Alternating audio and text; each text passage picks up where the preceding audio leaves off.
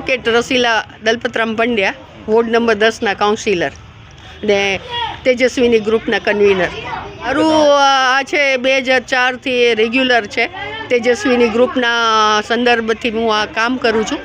ખાલી જમાડતી નથી, પણ મારા આવા સપોર્ટર જમાડવાવાળા છે એના સાથે સાથે હું એને 2 કલાક ભણાવું, સારા સંસ્કાર આપું, એ જેમાં આગળ વધે એના માટે સ્કૂલમાં નખાવું, એની જરૂરિયાતો પૂરી કરું, એને સંસ્કાર એટલે સર્વાંગી વિકાસ થાય પણ શીખ લે અને શિક્ષા પામે એવો પ્રયત્ન કરું છું.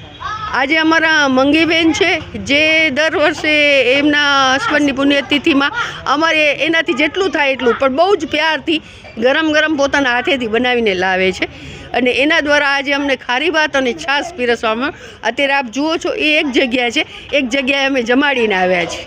અમારા છોકરાઓને તો એટલી ખુશી હોય છે ને, હવે એને ખાવામાં રસ નથી હોતો, પણ અમે આવું હું અને એની જે 2 કલાકમાં સંસ્કાર દઉં, એનાથી વાતો કરું, એમાં જ એ ખુશ હોય છે અને એ શીખ્યા છે કે પોતાની પાસે જેટલું આવ્યું એમાંથી બીજા પાસે ઓછું પડે છે તો એ બીજાને પણ પીરસે છે.